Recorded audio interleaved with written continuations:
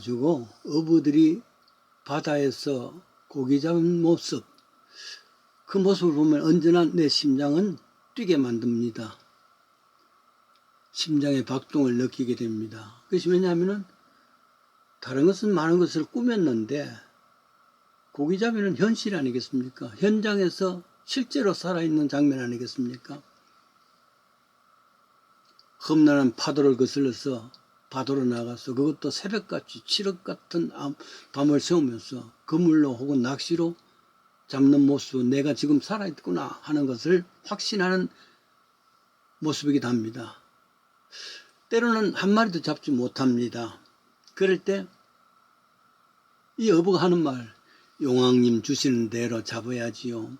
오늘 없으면 내일 주실 것이고, 마치 해탈한 스님 같은 모습입니다. 때로 생각지도 못한 만큼 고기가 만선으로 잡혔을 때도 피로가 확실히 풀리겠죠. 박수를 치고 싶은 그런 마음이기도 합니다. 오늘 성경에서 나오는 새벽 고기잡이 이야기를 하려고 합니다. 지금부터 2000년 전이겠죠. 장소는 유대 땅 갈릴리 호수 중 북쪽 디베랴 호수입니다.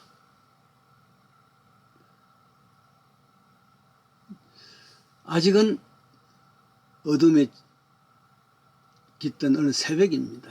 7, 8명의 어부들이 갈릴리 어부들입니다. 열심히 그물줄 했는데 실은 어제 저녁부터 열심히 했는데 불행히도 한 마리도 잡지를 못했어.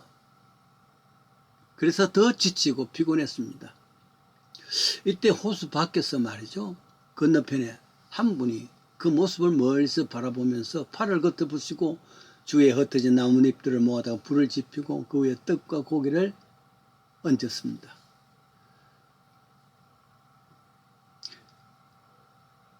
어부들은 예수의 제자들이요.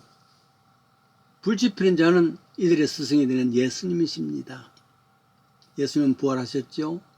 그 후 제자들에게 두어 번 직접 만나기도 했습니다. 그러나 그뿐 남겨진 제자들은 하나같이 암담하고 미래는 어떻게 하지? 왜 예수님 또 다시 안 오시지? 이런 이야기로 불행을 감지하고 불안했던 때 아니겠습니까? 눈치를 살피던 중에서 베드로, 나 고기 잡으러 갈래. 막연히 제 소울거리를 찾게 만든 고기잡이였습니다. 그러니까 이 동료들도 말이죠. 나도. 그래서 7, 8명이 배에 뛰어들었습니다. 그리하여 디베랴 바닷가에서 밤새도록 거물질 했지만 한 마리도 잡지 못했다는 이야기입니다. 짜증이 나겠죠. 멀리서 이제 태양이 떠올 쯤 됐는데 열심히 노력했는데 빈손입니다. 빈 그물입니다. 피곤하여 파죽되게 되었습니다. 고기가 많이 잡히면 피곤이 없죠. 저들은 지쳐 있어서 건너편에 있는 육지에 계신 예수님을 알지 못했습니다. 근데 그 예수님께서 얘들아 고기 좀 잡았냐? 한 마리도 못 잡았어요. 퉁명스럽게 말했을 것 아니겠습니까? 그때 예수님께서 하신 말씀입니다. 그물을 배 오른쪽에 던져보아라. 제자들 던져봤단 말이죠. 고기가 너무 많이 잡혔어. 그물을 들 수가 없습니다. 밤새 빈배에 넣는데 갑자기 만선이 됐습니다. 나중에 그 고기 숫자를 살펴보았더니 153마리였다 그랬죠. 그때 누군가 아차 예수님이시다 하자 베드로는 벗고 있다가 겉옷을 두르고 물로 뛰어들어갔습니다. 과연 예수님께서는 불을 붙여서 고기와 떡을 구워 계시면서 와서 조반 먹어라. 바로 그 음성입니다. Come and have a breakfast. 한 포기의 수채 아닙니까? 두 가지 모습으로 뚜렷이 대조되는 수채합니다. 밤새 한 마리도 잡지 못한 제자들의 텅 빈 배며 텅 빈 그물, 그리고 이 상심한 제자들의 얼굴들, 허탈한 모습들, 지친 모습들, 여기에 아침 먹으라 하시는 유난히도 정겹고 정갈한 음성, 예수님의 음성 아닙니까? 그래서 허겁지겁 조반을 먹으며 안돼 수는 제자들의 모습이 비교될 겁니다. 인생은 어부고 시간은 강물, 그러나 얻은 것은 허무뿐. 미국의 시인 데이비스의 독백입니다.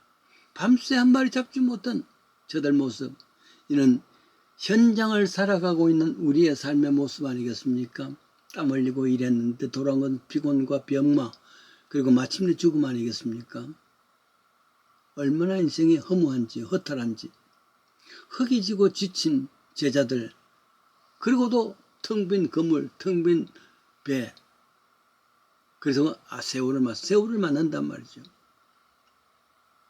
한숨과 탄식으로 가득 차 있던 그 배에서, 그런데 이 어둡던 밤도 저 동쪽 떠오른 태양이 밝혀지고 어두웠던 제자들의 마음도 충만하고 빈 그물이 팔뚝만한 고개들로 펄떡펄떡 뛰는 만선이 된다는 것은 전혀 다른 이야기입니다. 인생을 결국 예수를 만남으로 말미암아 이 어둠의 문제, 죄의 문제 해결되지고 빈 그물, 빈 인생에 충만해진단 말이죠. 전도서 2장 11절입니다. 그 후에 본적 손으로 한 모든 일과 수고한 모든 순간 헛되어 바람을 잡으는 것이다. 해 아래서 있는 모든 것은 무익한 것이다. 그럽니다. 전도서 4장 2절이죠. 그러므로 나는 살아있는 산자보다 죽은 지 오래된 죽은 자를 복되도다 하였으며 이 둘보다 출생하지 아니하여 해 아래 행하는 모든 일을 알지 못하는 사람이 더욱 낫다 했도다. 허물을 노래한 것입니다. 이게 인생의 길이요, 파도 같은 풍파와 삶의 현재 모습입니다. 누가 우리의 인생의 배에, 인생의 그물에 만선을 허락할 수 있겠습니까? 우리 허기진 인생에 아침 먹어라 먹여주신 자가 누가 있겠습니까? 세상이 어둡고 춥고 배고픈 깊은 한숨 하루하루를 밝혀주는, 충만해주는 이는 만선의 하루하루를 보낼 수 있는 것은 결국 예수님이었습니다. 새벽 예배가 그렇습니다. 새벽 예배 하루를 시작할 때 그 말씀이 아침 먹어라 하는 그 말씀이란 말이에요. 그래서 그 아침에 예수님 주시는 그 말씀을 먹어서 배부를 수 있다 그러면은 하루 종일 은혜의 시간을 될 것 아니겠습니까? 그런 의미에서 새벽 예배를 인도하는 목회자들, 찾아온 백성들에게 아침 먹어라, 예수님께서 아침을 주셨던 그 마음과 그 결과가 이루어지기를 바랍니다.